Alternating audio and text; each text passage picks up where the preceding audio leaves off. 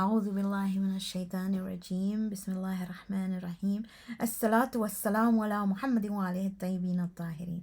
Assalamu alaikum wa rahmatullahi wa barakatuh. So I'm hoping 16th of Ramadan. So half the month is gone. We're now in the second half.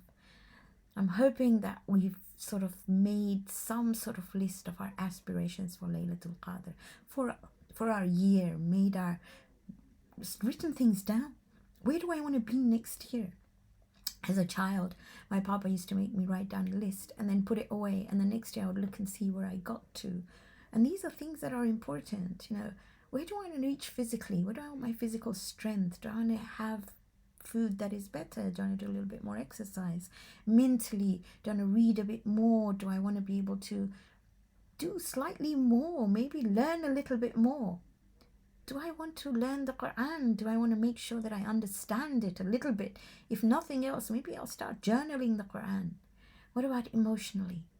Do I want to get rid of this anger, resentment, hatred, jealousy? Do I want to replace it with kindness and a big heart? At the end of the day, that's all we're going to take. My aunt died yesterday, and all I think about her when I think about her is the size of her heart. She had such a big heart. She may not have had much material wealth, but my goodness, she had a heart as big as anything, and her smile, I can still see it. It was just amazing. So is that how I want to be remembered? So these are things spiritually. What am I going to do? How am I get closer to Allah? What am I going to do? What things am I going to do to get closer? Serve humanity, obedience to the Creator, understand my salah, connect to Him. All these things are what we need to do at Laylatul Qadr. But first, let's recite this book. أعوذ بالله من الشيطان الرجيم بسم الله الرحمن الرحيم قال ألم أقل لك إنك لن تستطيع معي صبرا صدق الله العظيم وصدق الرسول الكريم ونحن على ذلك من الشاهدين. Now this is the conversation that happens between Prophet Musa and Prophet Khizr. So Prophet Musa tells Prophet Khizr, I want to come with you. And he says, but when you come with me, you got to have a little bit of sabr. Let's see, 970, he says, فَإِنِ اتَّبَعْتَنِ, if you follow me, فَلَا تَسْأَلْنِي مِنْ شَيْءٍ, don't ask me about anything, حَتَّى أَحْدِثُ لَكَ مِنْهُ ذِكْرًا, until I myself tell you about it. So they go on their way. They say, فَانْطَلَقَ, they go on their way. This is ayah 71. And suddenly Prophet Khizr makes a hole in this boat. And Prophet Musa said, what did you do? You can't do that. This is not ethical. This is illogical. And he tells him, exactly this ayah 72. And he says, okay, I promise. La tu'akhidni bima nasitu. I forgot. I really forgot. I'm not going to ask you again. So they went ahead, and there was a young man, and Prophet Khizr kills him, and he said, you can't do that. This is not acceptable in any sense. And this is ayah 75. He said, did I not tell you that you will not be able to have patience with me? Now this goes on. Try and read the story. I'm not going to tell you all of it, but read Sura Al Qamar and see why Prophet Khizr did that. And Prophet Musa just did not have sabr. It's such a beautiful story. So Sura Al Qamar, read it. There's a lot of stories in it, but this one in particular about Prophet Musa and Khizr. Let's read the du'as for the month of Ramadan. اللهم صل على محمد وآل محمد بسم الله الرحمن الرحيم يا علي يا عظيم يا غفور يا رحيم أنت الرب العظيم الذي ليس كمثله شيء وهو السميع البصير وهذا شهر أذمته وكرمته وشرفته وفضلته على الشهور وهو الشهر الذي فرضت صيامه عليه وهو شهر رمضان الذي أنزلت فيه القرآن هدى للناس وبينات من الهدى والفرقان وجعلت فيه ليلة القدر وجعلتها خيرا من 1000 شهر فيا ذا المن ولا يمن عليك من علي بفكاك رقبتي من النار في من تمن علي وادخلني الجنة برحمتك يا أرحم الراحمين.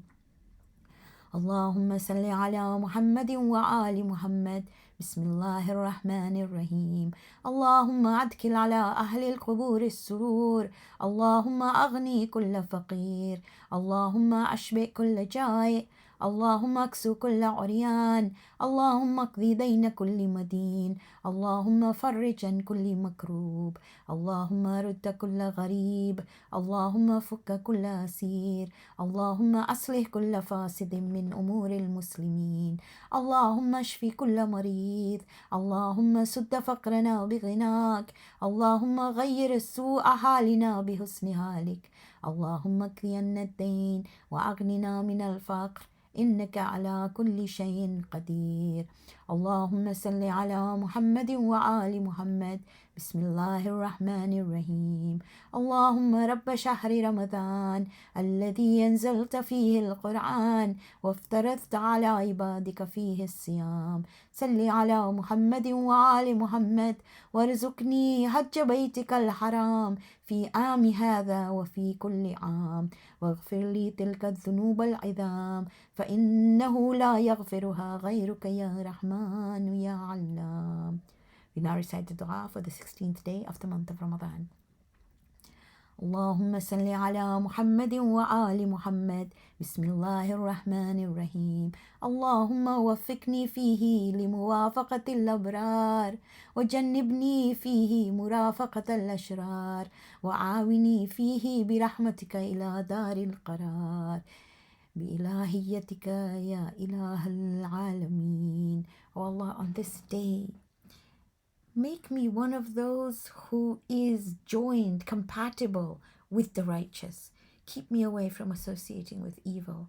And through your mercy, take me to a place of permanence with your ilahiyatika, oh my goodness, your godliness, O the God of all the worlds.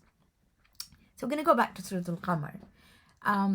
Surah number 54, it's the moon, we all know that. 55 ayat, and we divided it into 8 sections. Now, just so that we understand, we know the focus of the surah. You just got to remember it all the time, and hopefully by the end of the month, it's not going to go anywhere. You'll know exactly what the focus of Surah Al Qamar is. You know the name comes from the first ayah about the splitting of the moon, but the focus is all these different communities which denied the messengers that came to them, the divine guidance that came to them. They tried to kill them, but you find that they were punished, lots of punishments on them. And then 4 times Allah says, وَلَقَدْ يَسَّرْنَا الْقُرْآنَ لِلذِّكْرِ فَهَلْ مِن مُدَّكِرٍ. And we have made the Quran easy to internalize. Is there anybody who is going to take heed? So we've looked at section 1 about splitting of the moon and Qiyamah. We looked at section 2 about the people of Prophet Nuh. We looked at section 3, the people of Prophet Hud. So people of Prophet Nuh mocked him. They didn't want to listen to him at all. 950 years. The people of Prophet Hud were arrogant. Same thing. They, just like the people of Prophet Nuh, just didn't want to listen. Prophet Salih, they were wasteful and arrogant. And now we come to the next part, which is the people of Prophet Lut. Now, sit back and listen to the story, and then we'll go through each ayah. So he's born in Kutha. Kutha is where Prophet Ibrahim was born. And when Prophet Ibrahim came out of the cave, and he met his cousin, it was his cousin, my goodness, he loved him, absolutely loved him. So he became a real follower of Prophet Ibrahim, as did his sister Sarah. So Prophet Lut's sister Sarah, and then Sarah marries Ibrahim. Now they left Kutha because it was really difficult for them there. You all know the story of how Namrud tried to put him in the fire, and they left there and they settled in a place called Hebron. Now Hebron was a place where all the caravans and all the travelers used to come, and it's like crossroads, and people used to be there. So Prophet Ibrahim, Prophet Lut, and Sarah, and Hajra was there as well. They used to help feed them. They would help also explaining to them who Allah was. They got news from a place called Sadum, which is 25 miles away, 24 miles away, that people there had become immoral. You know what immoral means? They'd lost their shame, basically. They used to be good people. They used to be farmers. And there were farmers who used to help the travelers, but then there was a drought and they became stingy. They didn't want to share their food at all. And sometimes the travelers used to steal food from their farms. So you know what they did one day? They took one of those people who stole the food, and they took him to the middle of the square, and they took off all his clothes, and from then on they became very shameful. They used to kidnap young people. They used to abuse them. They lost their morality. They didn't even wear decent clothes. It wasn't very good at all. He married somebody called Kiwab. They had 3 daughters, and from those 3 daughters, by the way, you had Prophet Ayub, Prophet Shuaib from their progeny. And for 30 years he pleaded to his people, don't do this, don't lose your shame, you're supposed to have dignity, you're not supposed to be like this. Well, they didn't change. Allah sent 4 angels. So these 4 angels came there, and they were like, they're like young men. And his wife sent a smoke signal to the people to say, oh, look, they've got some more people that you can kidnap. But when they came there, they came towards the angels, Prophet Lut said, look, why don't you marry my daughters? But don't do that to young people. They didn't listen. So it's said that Jibreel put his hands or his wings just over them. And you know what happened? They became blind. The people became blind. So they all went back home, and the angel said, we've come to save you. And they took Prophet Lut and his family and some of the followers, and they went away from Sodom to Hebron. Well, when they left, there was a continuous wind that destroyed Sodom because of what they did. And it's really sad, really, really sad. But they didn't want to listen. 30 years, they didn't want to listen. Now let's see what the Quran says. It says, كَذَّبَتْ قَوْمُ لُوطٍ بِالنُّذُرِ. The people of Lut, they did not believe in the warnings that Prophet Lut was talking about. Inna arsalna alayhim, we sent on them hasiban, a strong wind, illa ala Lut, except the family of Lut. Najjaynahum, we saved them bisahar, in the morning. Ni'matan min indina, that is a ni'mah, that is a blessing from us. كَذَلِكَ نَجْزِي مَنْ شَكَرَ, and that's how we save those who do shukr, who are thankful. وَلَقَدْ أَنذَرَهُمْ بَطْشَةً, he warned them, that Prophet Lut warned them of this punishment. فَتَمَارَوْا, they were just arguing bin-nuzur, about the warnings. That's never going to happen to us, they said. وَلَقَدْ رَاوَدُوهُ عَنْ ضَيْفِهِ, and they even tried to turn him away from his guests. Remember those angels that came? فَتَمَسْنَا أَعْيُنِهِمْ, we blinded their eyes. Now here Allah doesn't say فَكَيْفَ عَذَابِي وَنُذُرِ. In all the other sections it says, how was my punishment and how was my warnings? He says, فَذُوقُوا عَذَابِي وَنُذُرِ, taste my punishment, taste my warnings. He gets really angry when you abuse people. Any sort of abuse, physical, mental, emotional, you cannot abuse people. And then again it says, فَذُوقُوا عَذَابِي وَنُذُرِ, taste my punishment and my warnings.